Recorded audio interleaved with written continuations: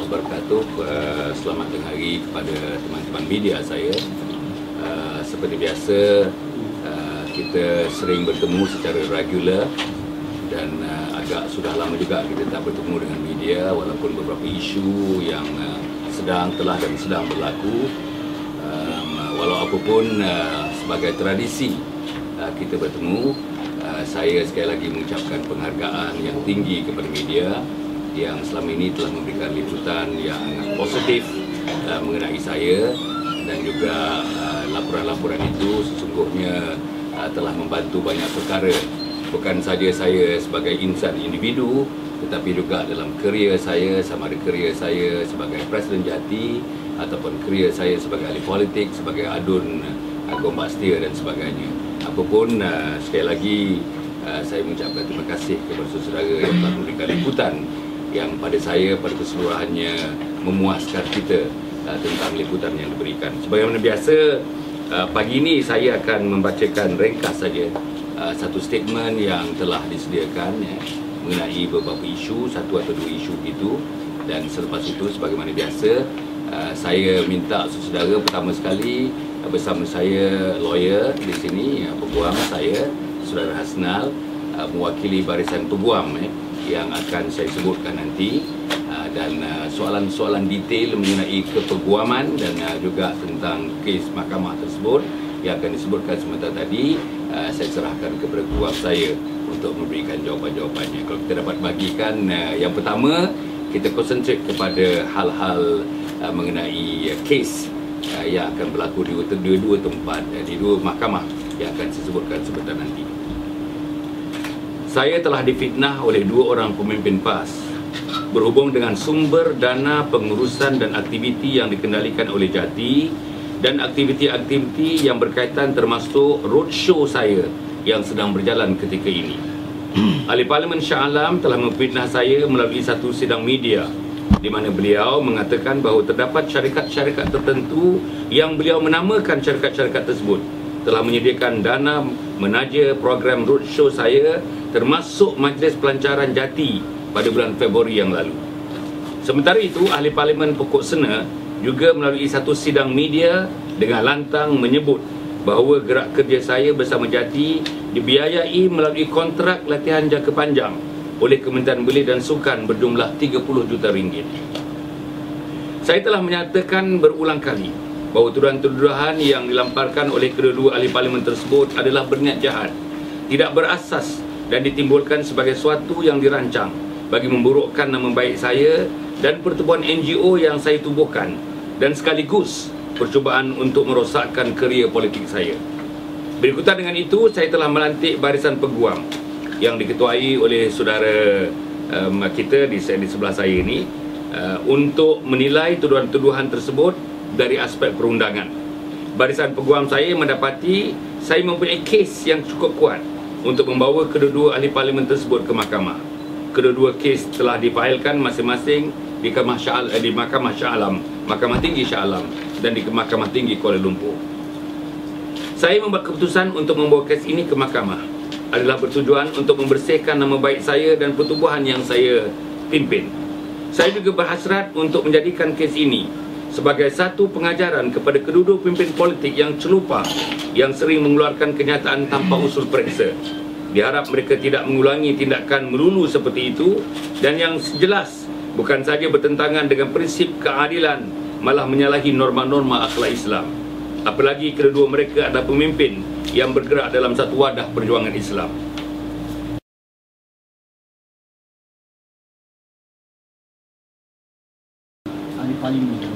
Saya serahkan kepada saudara Hasnal. Amau ni saya tak berani nak jawab lah. Hasnal akan jawab. Dalam kedua-dua guaman tersebut, kita memohon kepada mahkamah untuk jumlah ganti rugi am. Ganti rugi am di segi undang-undang kita tidak boleh nyatakan jumlah dia, kerana ia akan ditaksir oleh mahkamah berapa jumlah.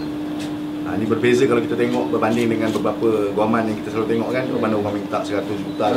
Sebenarnya itu lebih kepada tujuan sensationalism. Sebenarnya mahkamah itu akan menaksir. Dia bukan tugas kita menamakan berapa jumlah yang kita nak minta. So, bila zaman tu difailkan tu? 12 bulan April. kedua sekali. Kedua-dua sekali. Setakat ni belum dapat lagi tarikh. 12 bulan April, satu difalkan di Mahkamah Tinggi Shah Alam, satu difalkan di Mahkamah Tinggi Kuala Lumpur. Di Mahkamah Tinggi Shah Alam yang melibatkan Yang Berhormat Khalid Samad, saman telah pun diserahkan dan pengurusan kes telah pun dibuat pada tarikh 30 hari bulan April, pengurusan kes yang pertama, dan tarikh pengurusan kes yang seterusnya adalah pada 14 hari bulan 5. 14/5. Yang Mahfuz.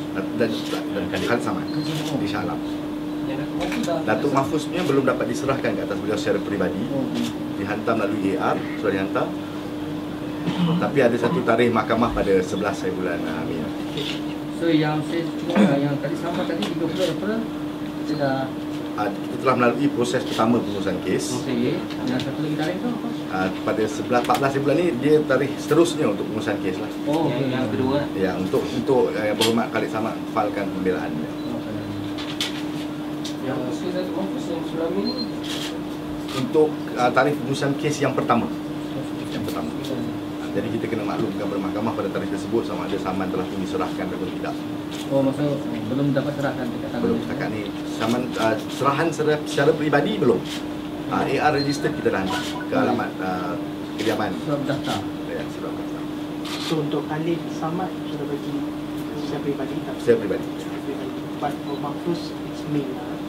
Kenapa kita tak dapat serah tangan ikutkan ni dah lama benda ni. Ya, pasal kita cuba untuk mencari Datuk Mahfuz di sekitar Kuala Lumpur, pejabat PAS dan sebagainya, tapi tidak ada. Kita mungkin kena menggunakan khidmat bantuan untuk pergi sendiri ke Alostar untuk buat serahan dekat mereka. Kasna, tadi Datuk kata ada asas untuk mewujudkan kes ni. Boleh kalau tak fikir pun boleh ada apa asas pada kes ni? Asas pada kes ini adalah dakwaan yang dibuat itu sebenarnya bersifat tidak benar. Dia bermula dengan dakwaan yang bersifat tidak benar berkenaan dengan sumber-sumber kewangan yang kononnya dikatakan disalurkan untuk mendukung program-program yang dibuat oleh Datuk Hassan dan juga Jati. Jadi berdasarkan kepada asas yang tidak benar ini, kita kaji kesannya sama ada kenyataan yang tidak benar ini memberi kesan merosakkan reputasi Datuk Hassan. Dan setelah kita kaji, memang kita dapati bahawa pernyataan yang tidak benar ini memberi kesan langsung kepada reputasi Datuk Hassan. Kerana ia menggambarkan bahawa Datuk Hassan ni sebagai seorang yang pergi berjumpa dengan masyarakat umum dan menampilkan satu personaliti yang lain di hadapan masyarakat, sedangkan di belakangnya, ya, di sebaliknya Datuk Hassan ini adalah satu perkakas yang dipergunakan. Ini gambaran yang cuba dibuat. Jadi berdasarkan itu kita dapati bahawa ini adalah satu kes yang wajar dibawa ke mahkamah kerana ia memberi kesan langsung kepada reputasi Datuk Hassan.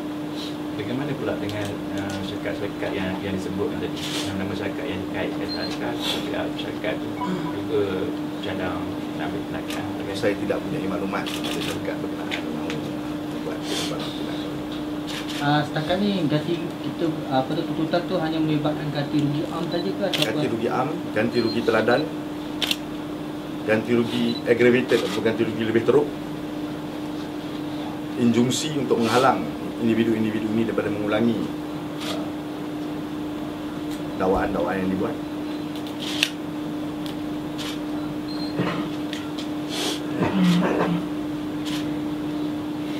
Tahap keyakinan kebenaran kes ni macam dalam tu. Itu tahap keyakinan kita tinggi. Maksudnya dengan asas ni mungkin ada yang pihak Datuk sendiri yakin. Dia mungkin lebih yakin ke ataupun Yang pertama, saya yakin kepada dia ada kes. Dan yang kedua, saya yakin pada diri saya yakin pada staf saya yakin mereka yang berurusan dengan saya, kita tidak pernah terlibat sama ada di Shah Alam yang didakwa oleh Khalid Samad ataupun dengan Kementerian Belia dan Sukan sebagaimana yang didakwa oleh Mahfuz. Yang kedua ialah keyakinan saya bahawa perkara ini sebagaimana yang disebutkan melibatkan hal reputasi, melibatkan hal mengenai prestige, melibatkan hal mengenai respectability, dan bagi saya melibatkan hal diri saya. Bukan saja sebagai saya seorang politician, saya motivator. Bukan sebagai seorang motivator, saya educationist. Bukan saja educationist, saya adalah pimpinan masyarakat. Sebab itu saya memikirkan, saya mempunyai hujah-hujah tertentu untuk mengatakan kes ini mempunyai asas-asas yang sangat kokoh dan kemungkinan untuk dimenangi di mahkamah nanti adalah begitu besar. Setakat ni jawapannya lah. Pernyataan-pernyataan ini menjejaskan reputasi atau... Ialah orang memperkatakan, yang pertama sekali saya buat roadshow malam tadi, malam yang ke-89 tiap-tiap malam berturut-turut, kecuali kalau saya keluar negara misalnya saya tidak mengadakan. Tapi malam tadi, malam yang ke-89 di Kuala Kedah, yang hadir sekitar dalam 3,000 orang dan malam ini di Kampar Perak, dan jangkaan kehadiran saya beritahu dalam 5,000 ke 7,000 orang. Jadi maknanya ada di antara mereka yang datang semata-mata untuk mengetahui benar tak, walaupun perkara ni dah 2 bulan lebih berlalu, tapi mereka berminat nak dengar. Sebab asal ni bercakap soto bikin ataupun tidak? Asal ni ada tak macam dia ayam berkokok tapi dia punya ekor berkelumang tai? Ada begitu tak suasana-suasana ni? Dan yang concern ni sahabat-sahabat saya. Saya banyak sahabat-sahabat profesional, banyak sahabat-sahabat orang-orang pengajian tinggi, banyak sahabat-sahabat daripada golongan intelektual dan sebagainya yang begitu concern. Dan mereka sebenarnya adalah kawan-kawan saya, penyokong-penyokong saya, penyokong dari segi ideologi, penyokong dari segi gerakan, ingin tahu. Sebab sokongan ini sebenarnya adalah bergantung kepada bersih tak bersihnya saya. Sebab itu saya merasakan dengan bantuan Saudara Hasnal, lawyer yang saya mempunyai keyakinan penuh dapat mengutarakan di mahkamah, menghujahkan di mahkamah nanti. Saya merasakan ini dapat menenangkan keadaan, ini dapat menghakis salah faham terhadap manusia yang namanya Hassan Haji Muhammad Ali.